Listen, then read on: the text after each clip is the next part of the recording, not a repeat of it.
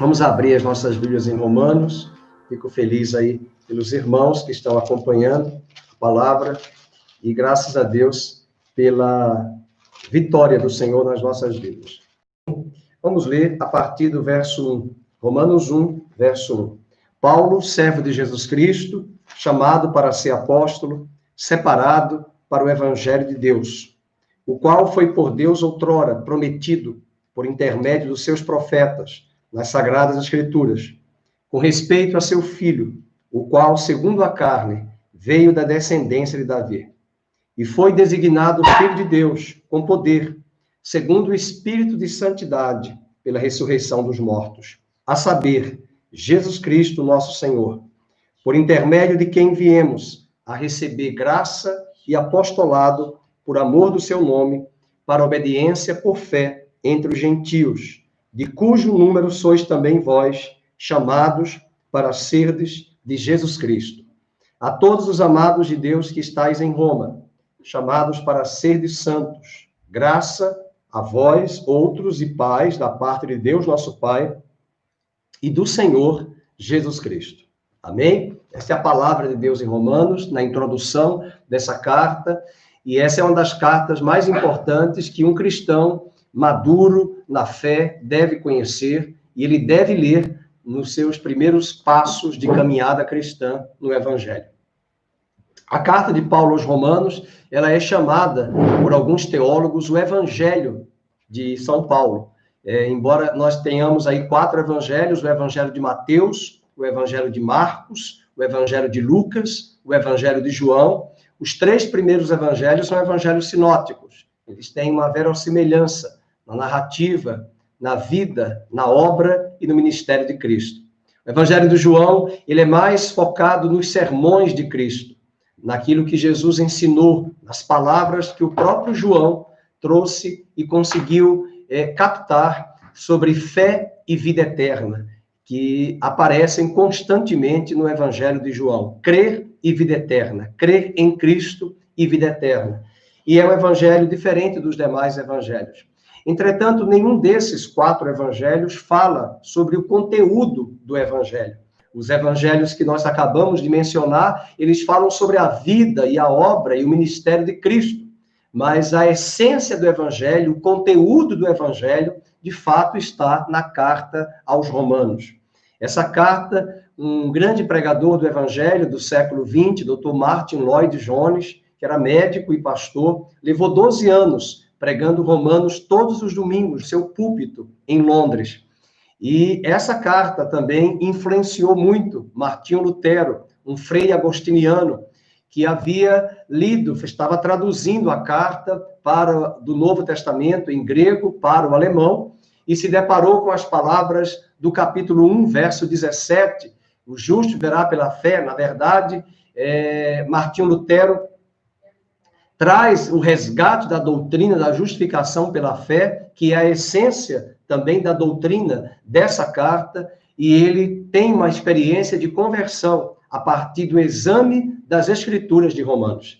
Essa também foi a carta que Santo Agostinho, bispo de Hipona, que foi um dos grandes expoentes da igreja dos 4 primeiros séculos, ele que viveu no 4º século da era cristã, Santo Agostinho, que era professor de retórica, de oratória, teve uma experiência profunda com Deus, sua mãe era convertida, ele ainda não, e ele teve uma experiência de conversão a Cristo, ouvindo uma criança recitando o texto de Romanos, capítulo 13, versos 13 e 14, e aquele texto de Romanos tinha muito a ver com a sua vida.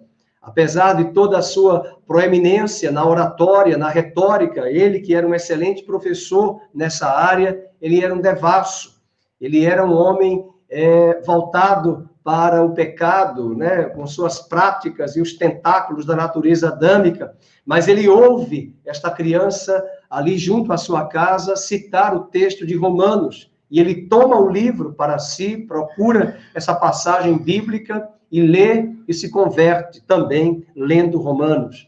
Mas também John Wesley, no século XVIII, na Inglaterra, lendo o prefácio de Martinho Lutero sobre essa carta aos Romanos, também teve uma experiência de conversão. Enfim, ao longo de muitos anos e séculos da história da igreja, muitos livros, muitos comentários têm sido produzidos por meio desta carta, desta obra, desta carta do apóstolo Paulo. Além disso, nós não sabemos quem plantou a igreja de Roma. Nós não sabemos quem, de fato, plantou aquela igreja. Não foi Pedro, não foi Paulo, não foi Tiago, não foi João. Alguns acreditam que lá em Pentecostes, em Atos, capítulo 2, romanos estavam presentes em Jerusalém, quando veio o movimento do Pentecostes, e eles receberam também ali, juntamente com os demais que estavam presentes, egressos de várias nações, tiveram uma experiência profunda com Deus no Pentecostes, e possivelmente saíram de Jerusalém, voltaram para as suas terras e plantaram uma igreja, porque igreja, hoje, para muitas pessoas, é criar um prédio, é levantar um edifício, mas a igreja é eclésia. Eclésia, em grego, é aqueles que são chamados para fora. Assim como Roma tinha suas assembleias, as eclésias, que convocando o povo para ouvir os ditames de César. Jesus também levantaria a sua igreja. Ele mesmo disse em Mateus, capítulo 16, edificarei a minha igreja, a minha eclésia, e as portas do inferno não prevalecerão contra ela. Pois bem, essa igreja nasce em Roma, cresce em Roma, por discípulos no anonimato, pessoas que não eram conhecidas da igreja de Jerusalém, pessoas que não eram estrelas, não eram famosas, como muitos pensam que hoje o evangelho pode ser encontrado ali apenas em pessoas em grandes igrejas, em grandes concentrações, uma igreja bonita, mas o evangelho também, ele é propagado em todas as nações da terra, não importando as etnias, a classe social, e a igreja também chega a Roma. E Paulo manifesta nessa carta o desejo de visitar aquela igreja, de conhecer aquela igreja, de conhecer aqueles irmãos, e ele faz planos no capítulo 1, ele comenta que tem planos de conhecer a igreja de Roma, ele viajaria para a Espanha, ali onde ele estava, possivelmente na região de Corinto, na região próxima ao Mediterrâneo, na Grécia, ele passaria por Roma, chegaria à Itália, em Roma, e depois seguiria adiante para a Espanha, onde ele pretendia ir. E nós comentamos sempre isso, que o homem faz planos, mas a resposta certa vem da boca do Senhor. Paulo fez planos para visitar aquela igreja, infelizmente não conseguiu. Ele vai realmente para Roma, posteriormente, quando ele será preso em Jerusalém, conforme o relato de Atos, capítulo 21, quando ele é preso e levado para Jerusalém, aliás, preso de Jerusalém e levado para Roma, conforme a viagem lá de Atos, capítulo 27 e 28. E ao chegar em Roma, ali ele consegue dar seu testemunho, receber irmãos ao longo do dia. Irmãos que ele queria conhecer por meio dessa viagem, que não fora possível. Então, o capítulo 1, ainda também no verso, nós não lemos ainda esse texto, mas ele diz no versículo 11, porque muito desejo ver-vos, a fim de repartir convosco algum dom espiritual. Percebamos muito bem o plano de Paulo, a importância que Paulo dá à igreja local para estarmos juntos. Eu desejo muito ver-vos, a fim de repartir convosco, em meio às saudades, em meio às lembranças ali do que é ser igreja. Ele entendia a importância de estar junto. Nós estamos sentindo muito isso nesses dias, o fato de não estarmos juntos, porque um encoraja o outro, um dá suporte ao outro em oração. E mesmo Paulo, não conhecendo aquela igreja, ele diz, eu desejo ver-vos, a fim de repartir convosco.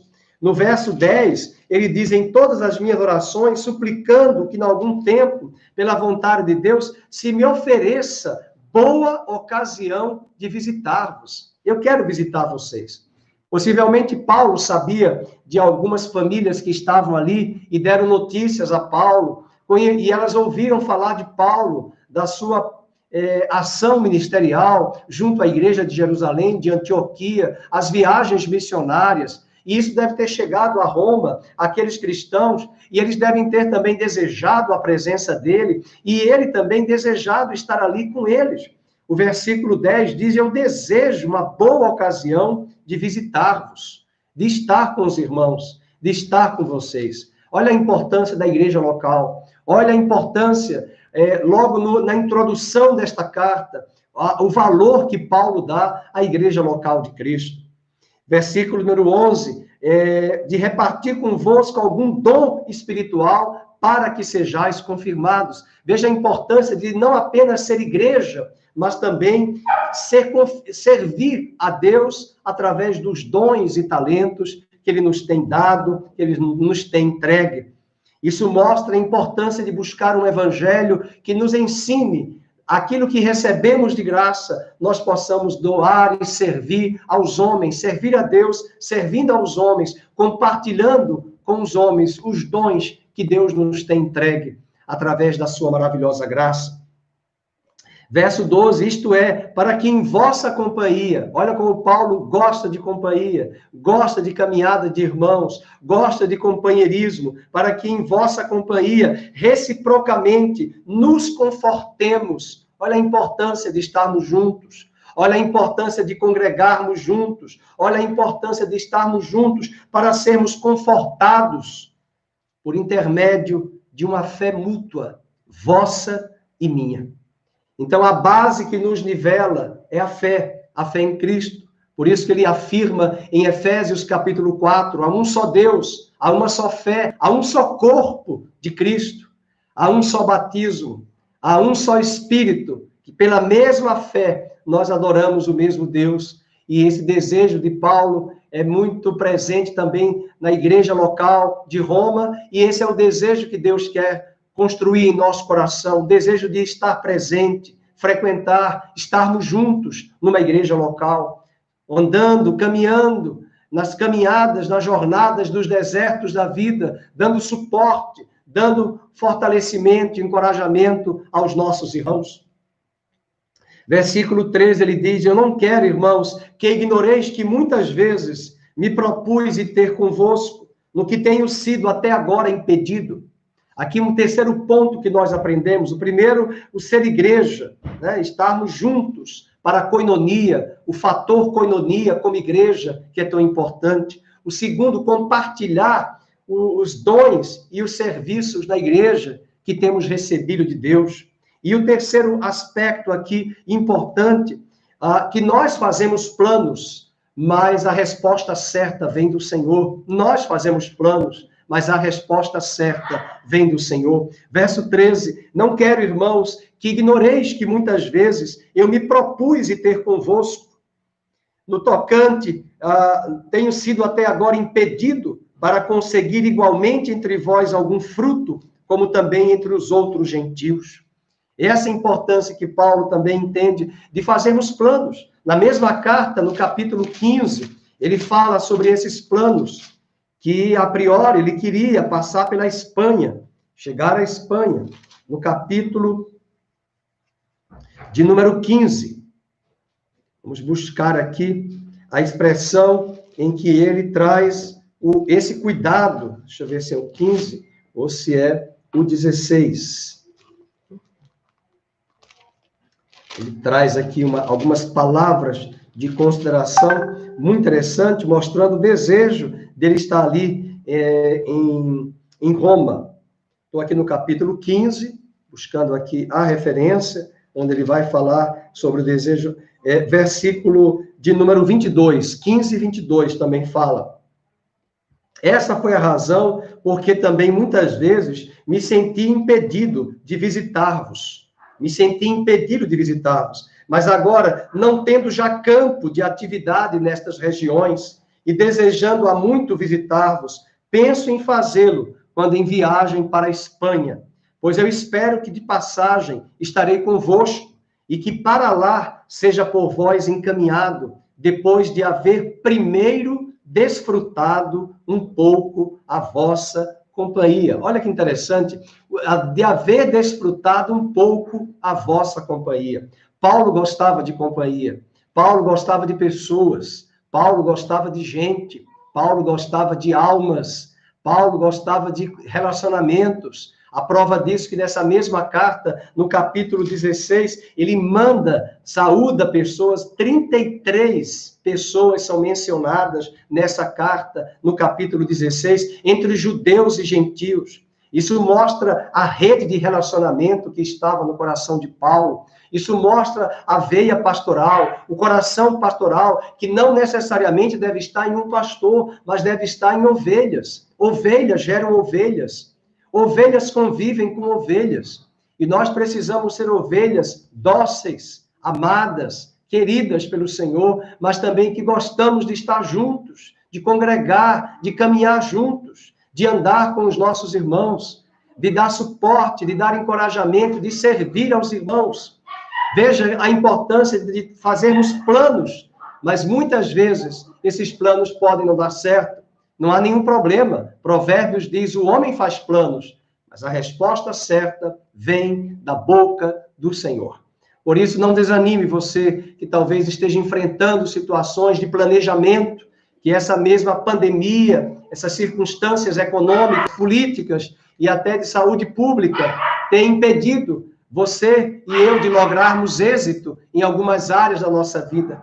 Nós clamamos para que Deus possa te dar sabedoria, discernimento, estratégia, e você possa usufruir, sim, da paz de Cristo, e Ele vem abrir uma porta especial e sobrenatural a seu favor. Amém? Mas não desanime, não tenha vergonha de fazer planos, não tenha vergonha. Aguarde a resposta certa do Senhor. E, de fato, Paulo chegou a Roma, não pelo viés que ele intentava, mas ele chega preso, mas o evangelho não está preso. Ele consegue alugar uma casa em Roma, ele fica em Roma durante alguns meses ali presente, e ele recebe de manhã até a noite vários irmãos que vão ouvir as palavras de ensino da parte dele.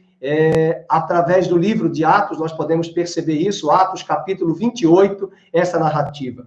Portanto, levante o seu coração, valorize a igreja local, valorize irmãos que andam e querem andar com Cristo e querem boa companhia. Portanto, vamos valorizar isso e vamos buscar juntos o Evangelho de Jesus Cristo. E é essa tese do apóstolo Paulo em relação ao Evangelho. O que é o Evangelho? O que é o Evangelho?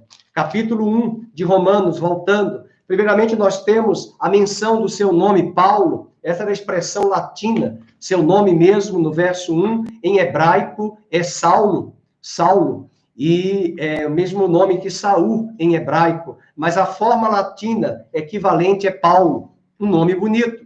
Nós moramos no estado de São Paulo e Deus fez jus o seu nome, uma vez que Paulo era apaixonado pelos gentios, apaixonado pelas nações, ganhar as nações da terra, e ele anuncia lá em Atos 17, um dos sermões mais célebres, Deus quer que todos os homens sejam salvos, anuncia aqui e agora que todos os homens se arrependam. Ali em Atenas, ele dá esse célebre sermão, mostrando o amor de Deus por todas as nações, e desejando que todas as nações alcancem o Evangelho. Louvado seja o nome do Senhor. Paulo, servo de Jesus Cristo. Paulo não traz aqui os seus títulos acadêmicos, os seus títulos que ele tinha pela sua própria formação da época, membro do Sinédrio, fariseu, cumpridor da lei. Ele era um fariseu. Não há nenhuma palavra negativa em ser fariseu. O que há é sobre ser fariseu de forma hipócrita, acrescentar ao mandamento de Deus aquilo que Deus não falou. E nem todos os fariseus eram legalistas e hipócritas. O próprio Jesus era fariseu. Há um livro que eu já comentei na escola bíblica chamado Jesus, o fariseu, porque ele era o cumpridor da lei. Fariseu surgiu nos 4 séculos entre o Velho Testamento e o Novo Testamento, quando os judeus foram para a Babilônia, e eles ficaram sem templo, e ali eles criaram as sinagogas, e foi ali que veio a surgir o grupo dos escribas, dos fariseus, onde eles eram zelosos pela palavra, para que a palavra não fosse alterada, pela própria tradução, e o zelo de cumprir ali, mesmo sem o templo, de luto em Babilônia, mas eles passam a ter essa importância muito grande, porque essa tradição que Deus confiou a Moisés, a revelação que foi guardada ali no templo, dos cultos a Deus, os fariseus vão guardar e vão zelar pela Torá, pela palavra, mas existiam aqueles que se excederam. Assim como hoje nós temos muito fundamentalismo em alguns setores da igreja, existe fundamentalismo religioso em vários grupos religiosos no mundo inteiro, mas não é por isso que nós vamos desnivelar o Evangelho de Cristo. Pelo contrário, nós precisamos valorizar o Evangelho da maravilhosa graça de Cristo Jesus. Então, capítulo 1, verso 1 diz: Paulo, servo de Jesus Cristo, chamado para ser apóstolo. Então, ele diz: eu sou servo. Ele que tinha toda a titulação, ele que traz o seu currículo, lá em Filipenses, capítulo 3, ele que apresenta, como se diz em inglês, o background, a sua trajetória, a sua caminhada acadêmica, ele que foi discípulo de Gamaliel, ele que era membro do Sinédrio, que era algo de muita importância na cultura judaica da época, ele que era de perseguidor, veio a ser um grande pregador, ele que recebeu cartas para aprisionar cristãos, ele se converte e agora escreve cartas para confortar os cristãos. Aleluia! Ele que destruía pessoas da igreja, prendia, matava de forma cruel, agora ele prega o evangelho de forma contundente, ousada, e ele se autodeclara servo de Jesus Cristo, servo de Jesus Cristo, chamado para ser apóstolo, chamado para ser apóstolo. Aqui, muito importante, porque não foi Paulo que se autodeclarou apóstolo, foi Cristo que o chamou,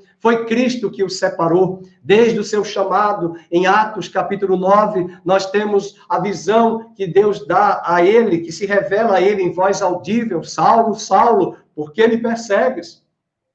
E Deus dá uma palavra a Ananias, um certo discípulo, para que Ananias fosse ao encontro de Saulo e batizasse ele nas águas. E ele fica cego 3 dias até o encontro com Ananias. E naquele momento, ele é batizado nas águas, é cheio do Espírito Santo, através da imposição de mãos de Ananias. Mas algo fantástico acontece. Deus fala para Ananias que aquele homem seria um vaso de honra para Deus, para alcançar os gentios da terra, as nações da terra.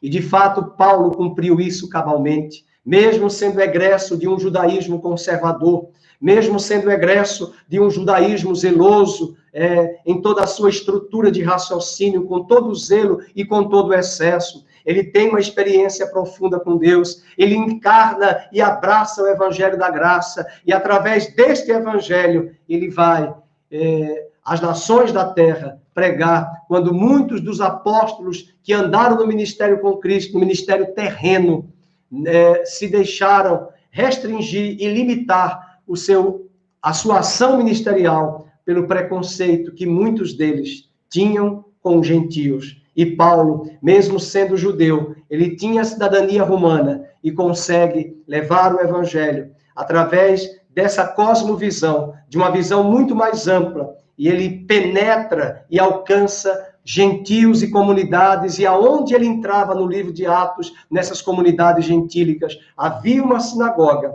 e essas sinagogas era a plataforma para ele pregar o seu evangelho. Muitas vezes ali, no caso de Atos 16, ele se reuniu aos sábados, junto a um rio, onde Lídia, vendedora de púrpura, com outras mulheres, convidaram-no para ouvir a palavra, e a Bíblia diz que alguns sábados, Paulo esteve presente junto ali àquelas mulheres, depois batizou a própria Lídia na cidade de Filipos, onde ele vai plantar ali uma linda igreja, a igreja de Filipos, que recebe o nome do pai de Alexandre o Grande, pelo próprio Alexandre, que batiza ali esse nome de Filipos, e essa carta que ele escreve posteriormente em Roma, quando ele está preso, é também uma lembrança desses laços de relacionamento que ele construiu naquela região, naquele momento onde Atos 16, ele visita aquela cidade, planta aquela igreja na região da Macedônia, que é a entrada da Europa naquela época.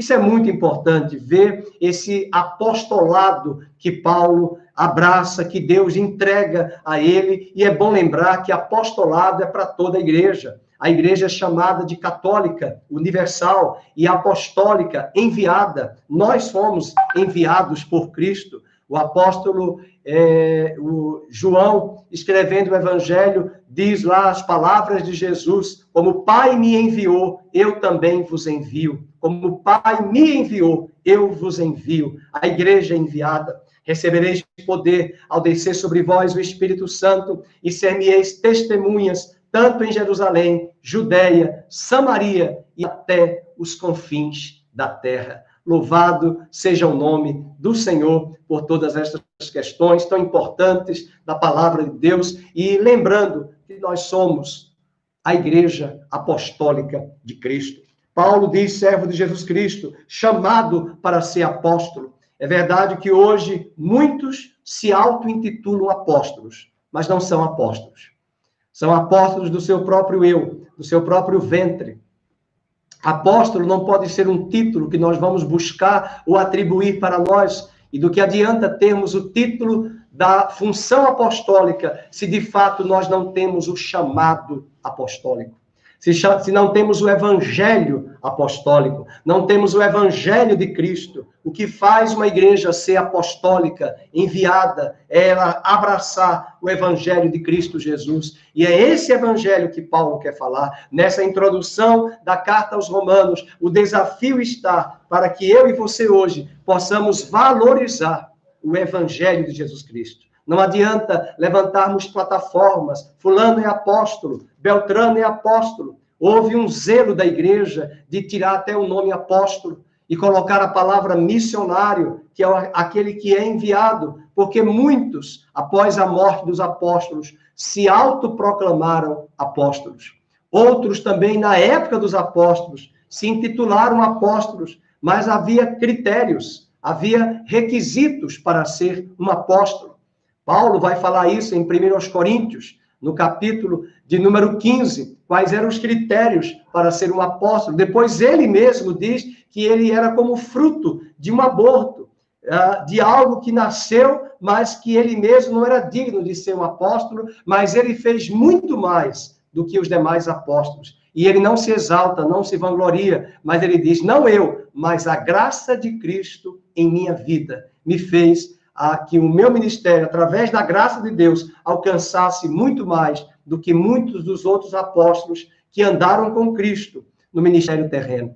Alguns não davam crédito a Paulo, porque, de fato, Paulo não andou no ministério terreno de Jesus. De fato, Paulo não caminhou com Cristo, mas ele foi testemunha do Cristo ressuscitado. Esse também era um critério para ter sido testemunha do Cristo ressuscitado. E, de fato, Cristo apareceu a Paulo, se revelou a Paulo, louvado seja o nome do Senhor. E ainda que a igreja de Corinto, a cidade de onde ele escreve essa carta, ainda que aquela igreja não reconhecesse a apostolicidade do apóstolo Paulo, do ministério de Paulo, Paulo disse, pouco me importa, o que importa é que o Senhor me separou, o Senhor me chamou para ser apóstolo, separado para o evangelho de Deus. Uma palavra muito importante, separado. Alguém que tinha o entendimento de que era uma pessoa separada, chamada exclusivamente para o reino de Deus, para a glória de Deus. E ele traz essa consideração muito importante aqui para as nossas vidas, para que entendamos também a palavra santo, que quer dizer separado. Irmão Cláudio está compartilhando ali, existem os que se dizem apóstolos, mas na verdade são apóstatas, né? São pessoas que apostataram da fé, que trazem heresias, doutrinas. E isso é muito importante, porque você pode ler em casa, não é o nosso assunto aqui, mas em Efésios, capítulo 2, verso 20, diz, o fundamento já está posto. O fundamento já está posto. E ninguém pode pôr outro fundamento, além do fundamento que já está posto, que é Cristo Jesus. E ele escreve aos Coríntios, no capítulo 3, posteriormente, dizendo, cada um veja, depois que o alicerce é colocado, cada um veja como esse edifício será construído. A base é muito importante, a base de uma vida cristã, o discipulado, a caminhada com a igreja local. Estamos enfrentando épocas difíceis, onde as pessoas querem chegar à igreja, muitas vezes marcadas ali apenas voltadas para um interesse mercantilista, utilitarista. Elas se batizam nas igrejas, mas muitas vezes o tempo vai mostrar que não houve uma genuína conversão. Não houve um novo nascimento genuíno, verdadeiro. Não houve uma base, não houve um alicerce, não houve uma perseverança na doutrina dos apóstolos, não houve uma perseverança na oração, não houve uma perseverança na comunhão com os santos, não houve uma perseverança na igreja local. E tudo isso faz diferença, meus amados, ao longo dos anos, nas nossas vidas. Nós podemos fazer um olhar retroativo e ver a glória de Deus, e ver a grandeza e a diferença de um Deus que trabalha em prol daqueles que confiam e esperam e o buscam por um relacionamento. Muito importante isso nas nossas vidas. Queremos apontar aqui, a partir do verso 2, o qual foi por Deus outrora prometido por intermédio dos seus profetas nas Sagradas Escrituras. O que é que foi prometido? O Evangelho. Verso 1 diz, o Evangelho foi prometido por Deus, outrora prometido por intermédio dos seus profetas nas Sagradas Escrituras. O Evangelho foi profetizado desde Gênesis 3,15, quando o homem caiu, quando o homem transgrediu, quando o homem veio à queda. A palavra de Deus diz que Deus criou um modus operandi, levantou um animal, tomou a pele daquele animal para cobrir a nudez de Adão e Eva, tomou o sangue do animal para substituir o sangue de Adão e Eva, porque o salário do pecado é a morte, mas Deus cria um modelo, um modo vicário, substitutivo, para que um animal substituísse o pecado de Adão e Eva. E aquele animal também vai apontar para o Cordeiro de Deus. Após o momento das alianças com os patriarcas Abraão, Isaque e Jacó, que ofereciam sacrifícios a Deus, com o advento de Moisés, no Velho Testamento, no livro de Êxodo,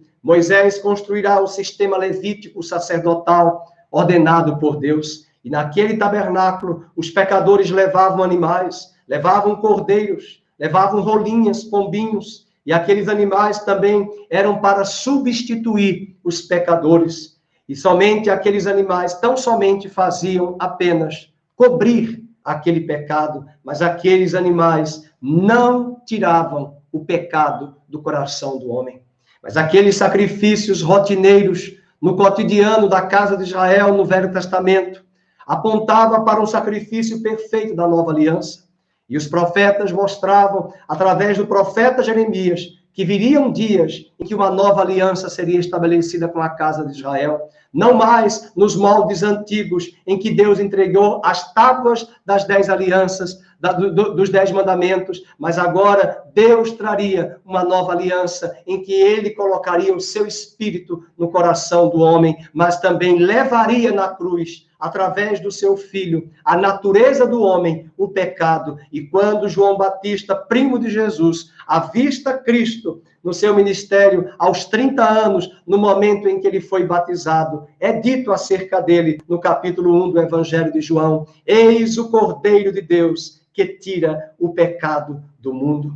Ele era o sacrifício perfeito. Ele era a figura do altar, ele era a figura do tabernáculo, ele era o santo dos santos, ele era a oferta, mas ele era o ofertante. Ele era o altar, ele era a mesa dos pães da proposição, ele era o altar de bronze, ele era o altar do incenso, ele era a cortina do santo dos santos, ele era a arca, ele era a tampa da arca. Todos os móveis do tabernáculo apontavam para o Cordeiro de Deus. Ele viria como ovelha muda para o matadouro. Isaías 53, ele não abriria a sua boca, mas ele daria a sua vida por nós, mas ele ressuscitaria dentre os mortos, seria as primícias da ressurreição e seria o cabeça de uma nova criação, como o último Adão, ele levantaria uma descendência que não mais estaria em Adão, mas estaria no último Adão, porque o primeiro Adão, ele acabara de matar na cruz do Calvário, levando a nossa morte e a nossa natureza.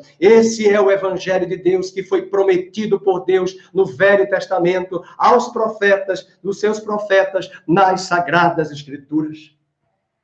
E ele vai falar acerca do Evangelho, verso 3, com respeito ao seu filho, o qual, segundo a carne, ele veio da descendência de Davi. Ele veio da descendência de Davi, com respeito a seu filho. Jesus sempre foi filho de Deus. Jesus sempre foi filho. Esse filho sempre esteve na cruz, na eternidade. Esse filho sempre esteve na eternidade com o Pai. Ele e o Pai formam um só ser, juntamente com o Espírito. O Filho estava com o Pai, todas as coisas foram feitas por intermédio dele, e sem ele, nada do que foi feito se fez.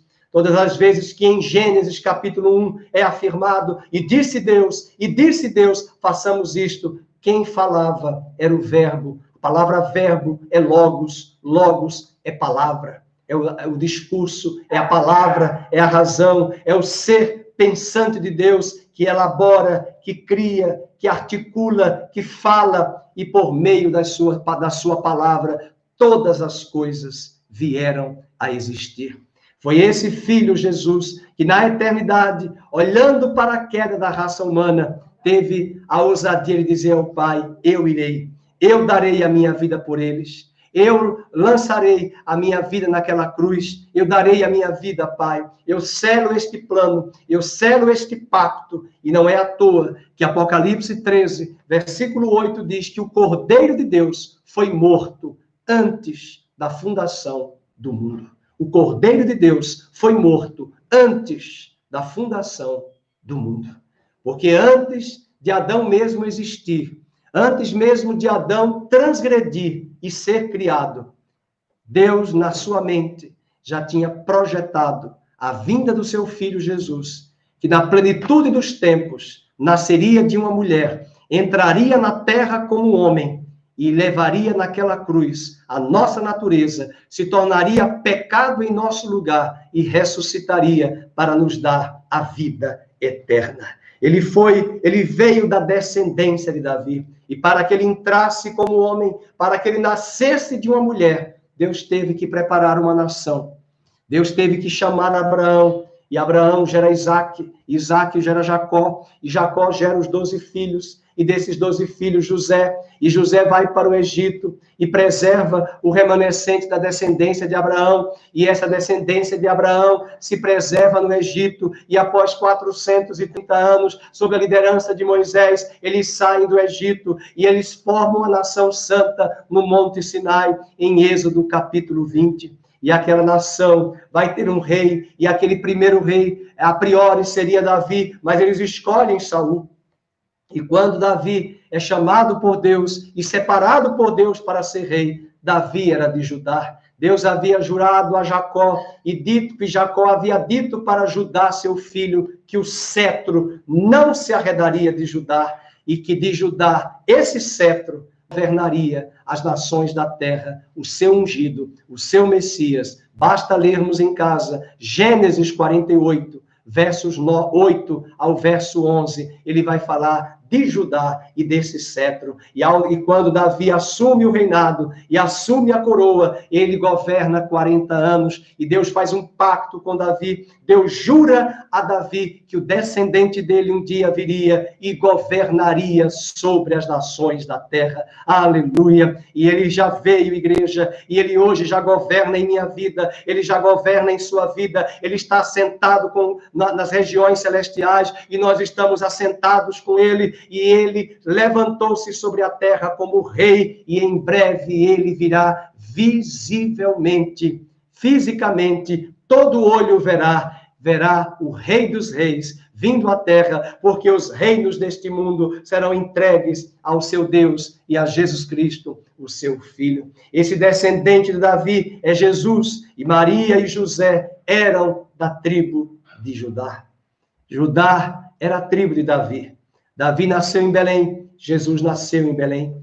Davi foi coroado em Jerusalém, rei de Israel, com 33 anos. Ele foi coroado em Jerusalém, com 33 anos. Davi, em Jerusalém. E a Bíblia diz que Jesus, também com 33 anos, foi coroado rei dos judeus. Aleluia, rei dos judeus. E é esse descendente de Davi, falando da humanidade de Davi, falando da descendência de Davi, esse Davi, que era da tribo de Judá, ele não podia oferecer sacrifícios, mas a Bíblia diz que Davi até comeu dos pães da mesa da proposição, que só pertenciam aos sacerdotes, e Deus não ficou irado, porque Deus amava Davi, porque Davi trazia sobre si um coração adorador. E Davi criou um tabernáculo paralelo, ele criou um tabernáculo que leva o seu nome, 24 horas, esse tabernáculo tinha louvor, a cada 1 hora, um ciclo de levitas revezavam louvores 24 horas, ininterruptamente, e esse tabernáculo era para trazer louvor a Deus todos os dias.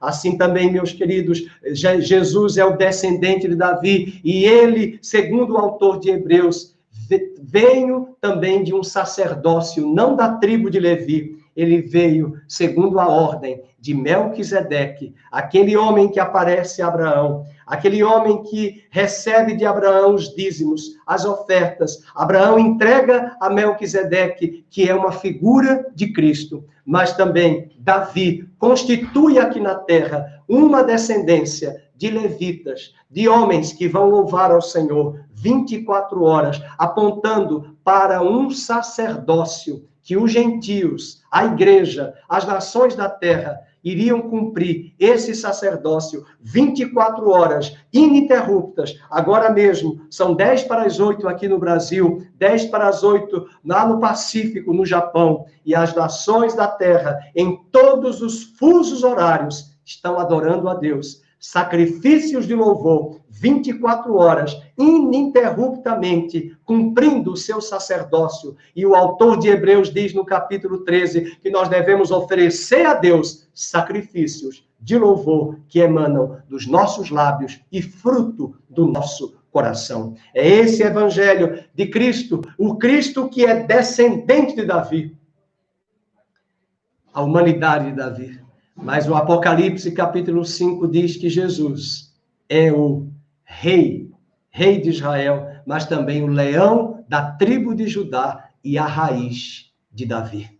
Se ele é raiz, ele é a divindade, o ser divino. Se ele é descendente, ele é homem. E Jesus é 100% Deus, 100% homem. Louvado seja o nome do Senhor. E ele é mediador entre Deus e os homens, Jesus Cristo. E as Bíblias mais antigas dizem, em 1 Timóteo 2,5, Deus hífen homem.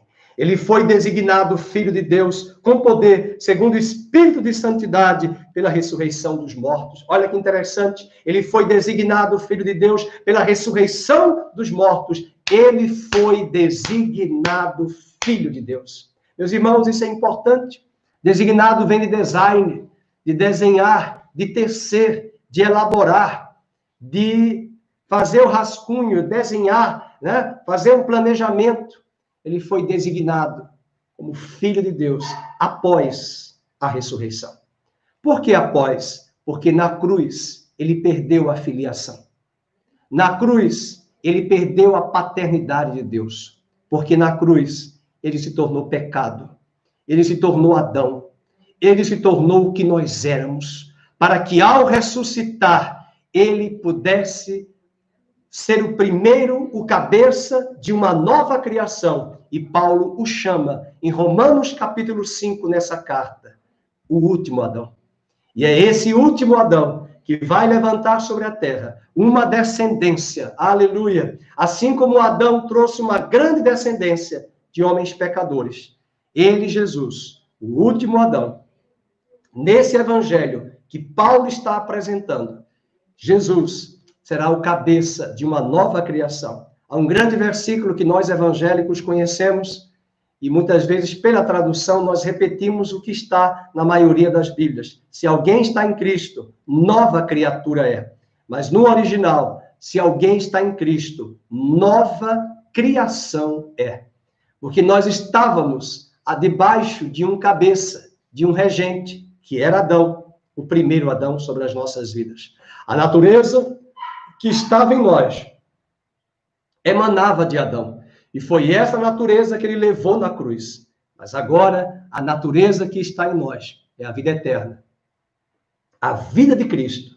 E quando ele ressuscita, o Pai, pelo poder da ressurreição, designa Cristo agora, Filho de Deus. E quando ele sobe aos céus, conforme Hebreus capítulo 1, e chega ao trono da graça, e ele diz, e o Pai diz que ele cumpriu a sua missão, o Pai fala para ele, agora desce à terra, vai à terra, sopra o meu espírito sobre eles. E a Bíblia diz que ele veio, e outra vez é dito em Hebreus, eu te serei por pai, e outra vez tu me serás por filho, porque Jesus havia perdido a filiação e a paternidade de Deus, e agora ao receber de volta a identidade de filho de Deus, como cabeça de uma nova criação, o último Adão, ele desce à terra, sopra aos seus discípulos, e gera no espírito de cada homem o novo nascimento, a nova criação em Cristo Jesus. E eu pergunto hoje à noite, você nasceu de novo? Você provou no seu homem interior desse ruach, a palavra hebraica para sopro, dessa palavra pneuma em grego, que quer dizer vento, sopro. Assim como Deus soprou em Adão o barro e tornou o homem alma vivente, Paulo diz em Coríntios 15, que o último Adão se tornou da parte de Deus espírito vivificante, porque Deus, através do Evangelho de Cristo Jesus, quando o recebemos e cremos, ele vivifica o nosso coração, vivifica o nosso homem interior, e como nós estamos estudando em Apocalipse, nós ressuscitamos com Cristo e estamos assentados com Cristo nas regiões celestiais, porque é um só corpo e ele é o cabeça, é uma só pessoa, aleluia, ressuscitados com Cristo, porque ele levou a nossa morte, ele sepultou a nossa velha natureza e ressuscitou para nos outorgar a sua vida, a vida de filho de Deus, que nós não éramos, nós éramos filhos do pecado, e o Evangelho propõe nessa mensagem, a doutrina de Paulo aqui é a justificação pela fé, e é por isso que ele diz, nós somos devedores a gregos, gentios, bárbaros, judeus, escravos e livres, nós somos devedores, porque essa graça que nos alcançou, Deus também quer alcançar multidões que estão hoje em Adão, amanhã, quem sabe, em breve, seus familiares, meus familiares, amigos e vizinhos, estarão no último Adão, em Cristo, ressuscitados em Cristo e com Cristo, nele, com ele e por ele, reinando para todo sempre. Meus irmãos, essa é a mensagem do Evangelho. Ele foi designado Filho de Deus com poder, segundo o Espírito de Santidade pela ressurreição dos mortos, a saber, Jesus Cristo, nosso Senhor. E eu finalizo com o verso 5. Por intermédio de quem? De Jesus. Por intermédio de quem? De Jesus. Recebemos, viemos a receber a graça e o apostolado por amor do seu nome. Eu quero trazer estas palavras de muita consideração. É de graça, foi de graça, mas um preço foi pago. O Filho de Deus se tornou pecado. E agora, essa graça que chega até nós, também de graça, por amor, nós recebemos uma missão, o apostolado, o envio, e nós seremos enviados às nações da terra. O ide, na padaria, na farmácia, no mercado, no hospital, na enfermaria, nas ruas, né? Na escola, na universidade, o bom perfume de Cristo, exalando a graça de Cristo, dando testemunho da vida de Cristo em nós, e ele se movendo por meio de nós, e nós dando o seu testemunho. Daremos o seu testemunho. E a palavra de Deus diz, por quem viemos a receber a graça e o apostolado. Infelizmente, o evangelho contemporâneo, ele não quer apenas a graça, quer a graça e as coisas terrenas em abundância. As coisas terrenas, elas serão acrescentadas na nossa vida. Buscai primeiro o reino de Deus e a sua justiça, e as demais coisas vos serão acrescentadas. Mas nós recebemos a graça, nós também recebemos o apostolado. É por isso que nós somos a Igreja Católica, Universal e Apostólica. Infelizmente, a Igreja de Roma tomou sobre si a base, tomou sobre si o centro, tomou para si o centro do poder, quando, na verdade, o centro do poder da Igreja é o trono de Cristo. Ele é o cabeça. Não existe representante de Cristo. Não existe homem que toma o lugar e usurpa o lugar de Cristo. Só Cristo é o cabeça. Só Ele é o Senhor da igreja. Nós somos seus servos. E nós que recebemos a graça, temos o apostolado para irmos, por amor do seu nome, para obediência por fé. Por fé entre todos os gentios. Aleluia. Entre todos os gentios. Obediência, fé e obediência. É somente crer em Jesus e obedecer. Obedecer a Deus. Abraão é o pai da fé. Ele creu e ele obedeceu. E o que eu quero chamar a atenção, e fica para uma outra ocasião que nós podemos falar sobre isso, é no capítulo 1, verso 16, a doutrina base do evangelho de Paulo, da teologia de Paulo, está nesse versículo 16 e 17. Pois não me envergonho do evangelho. Nós não temos vergonha do evangelho. O evangelho, é por isso que muitos têm vergonha do evangelho. As pessoas querem um evangelho que não ofereça a elas perdas, renúncia, morte. Não, elas não querem. Mas esse evangelho, nós não podemos nos envergonhar, porque é o poder de Deus para a salvação de todo aquele que crê, primeiro do judeu e também do grego, visto que a justiça de Deus se revela no evangelho, de fé em fé, como está escrito, o justo viverá pela fé. Nós fizemos um estudo muito importante sobre isso, sexta-feira agora, às 10h30, você pode assistir, examinando as escrituras, esse mesmo material. Eu posso passar para os irmãos uma mensagem de 1 hora e você vai ser também muito edificado. Mas fica o desafio no versículo número 14. Nós somos devedores. Nós somos devedores, pois eu sou devedor, tanto a gregos como a bárbaros, tanto a sábios como a ignorante. Apesar de ter sido de graça, pela graça e por graça, o desafio é o apostolado que Deus nos comissiona para sermos suas testemunhas aqui nesta terra, levando a mensagem do evangelho, dizendo aos homens que estão em Adão boas novas, que eles desistam de si mesmos, de buscarem recursos, refúgio e esperança no homem, que eles desistam. E quando eles desistirem de seus recursos, de suas múltiplas tentativas, de suas múltiplas iniciativas de tentar por si só automudar, mudar sozinho, eles não vão conseguir, eles vão desistir. E quando eles desistirem, recusarem, se cansarem, entrarem em burnout, em total exaustão, é nessa hora que Deus, na sua misericórdia, se revela na fraqueza humana. E é nas nossas fraquezas que o poder de Deus se aperfeiçoa em nossa vida. Não é à toa que até mesmo nós cristãos, quando nós nos sentimos muito fracos, impotentes, quando olhamos para certas circunstâncias da nossa vida e olhamos as impossibilidades que estão diante dos nossos olhos, é possível reconhecer o nosso coração, dependendo dele, da sua graça, apaixonado por ele, uma voz que vai chegar aos nossos ouvidos dizendo: não temas, eu te fortaleço, eu te sustento, e na minha graça, o meu poder se aperfeiçoa em sua vida. Que Deus abençoe o seu coração.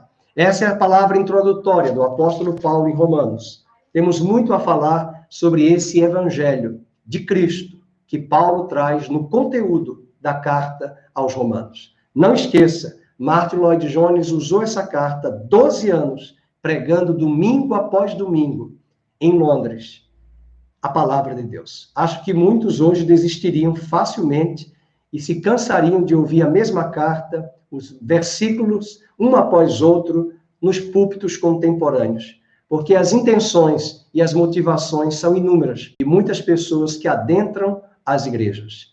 Mas o evangelho da graça nos convida, como dizia Martinho Lutero, para ouvir o evangelho.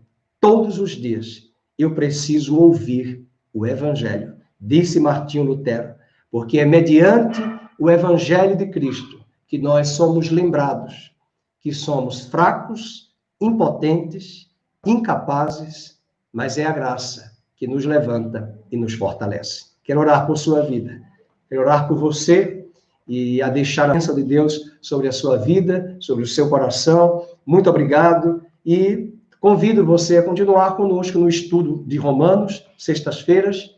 Nós voltaremos a falar aqui aos domingos e também Apocalipse, no próximo amanhã, segunda-feira, no nosso estudo. Se você puder imprimir aquele livro que eu enviei, você possa dar uma lida, vai esclarecer muito, ajudar muito a você a estudar essas questões emblemáticas do livro do Apocalipse, e nós vamos sair mais cônscios e resolutos da nossa identidade, missão e vocação. Pai querido, muito obrigado por esta palavra, muito obrigado pela vida dos nossos irmãos. Quero te agradecer pelo privilégio de estar aqui com os nossos irmãos, de estarmos juntos, ouvindo essa palavra, o desejo que Paulo tinha de estar congregando ali com a igreja de Roma, da companhia, do serviço, dos dons, mas também de ouvir esse evangelho que Paulo conseguiu, pelo teu Espírito Santo, captar e trazer em letras, nas cartas, a profunda realidade do evangelho. Que nós possamos nos arrepender, de fato, de todo falso evangelho, de todo misticismo, de todo engano que cerca as nossas vidas, e que nós venhamos a buscar, de fato, ao Senhor e conhecer esse evangelho verdadeiro. Há muitos que querem os apóstolos, há muitos que querem os títulos, há muitos que querem a igreja apostólica. Senhor, nós queremos o evangelho apostólico. Nós queremos o evangelho da graça. Nós queremos o evangelho de vida plena. É esse evangelho que nós queremos. Um evangelho que muda, um evangelho que transforma, um evangelho que o Senhor alimenta as nossas almas, alimenta as nossas vidas. Senhor, nós te louvamos por este evangelho. Senhor, tem sido difícil encontrar, ó Deus, nesses dias, um lugar para congregar, uma palavra, um lugar de comunhão. Senhor, venha nos ajudar a começar das nossas vidas, para que esse evangelho trate conosco, cure o nosso coração, cure as feridas, cure as almas. Ó Deus, sare e nos levante para que sejamos mais cônscios da nossa identidade e da nossa vocação. Por isso, ó Deus, venha nos fortalecer, venha nos sustentar, venha nos dar a tua maravilhosa graça. E eu quero agradecer ao Senhor por esse rebanho, nesse domingo em que a cristandade celebra o Dia do Pastor. Ó Deus, nesse segundo domingo de junho, ó Deus, embora outros celebram na semana anterior, mas nós nos alegramos também por estarmos aqui como Paulo, que dizia que ele era servo, apóstolo. E eu quero agradecer pela igreja local, pelas ovelhas, ó Deus, só somos pastores porque temos ovelhas, temos um rebanho que não é nosso, são ovelhas do Senhor, são pessoas preciosas, são pessoas queridas que vieram de caminhadas distintas, diferentes, mas que foram unidas, ó Deus, no corpo de Cristo, foram niveladas, lavadas, regeneradas, transformadas pelo poder do Espírito Santo.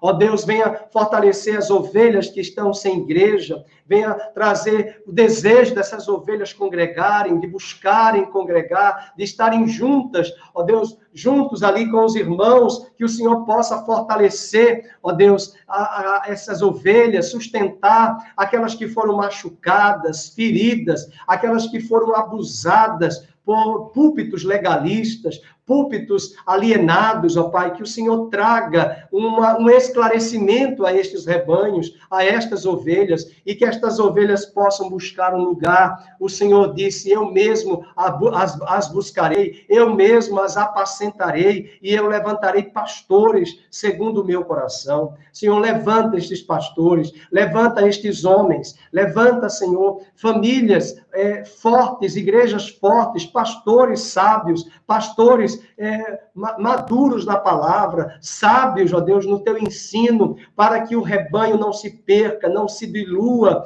ó Deus, mas também que sejam homens e mulheres permeados pelo teu amor, levados pela tua compaixão, movidos pela tua compaixão, Senhor, porque o conhecimento ensoberbece, mas o amor edifica. Ó Deus, batiza-nos com amor, batiza-nos com amor, batiza-nos com a tua maravilhosa graça, e aquilo que recebemos de graça, nós possamos dar, nós possamos transmitir a outros, nós possamos levar a outros, em nome de Jesus. Ó Deus, que o Senhor venha fortalecer este rebanho, fortalecer a saúde, fortalecer o físico, fortalecer o emocional, fortalecer as famílias, venha agora suprir as dispensas, venha abençoar as casas, os lares, venha abençoar os pastores. Nós colocamos, ó Deus, a minha vida, a vida da pastora Mábio, a vida da nossa filha Fernanda, nós colocamos o pastor Felipe, a irmã Luz, ó Deus, nós colocamos o pastor Edson, a irmã Vera, nós colocamos o pastor Daí, a irmã Márcia, nós colocamos o pastor Ricardo, nós colocamos a Cris, o Pedro, nós colocamos o pastor Nairo, a Josiane, ó Deus, os seus filhos, nós colocamos o pastor Carlos, a irmã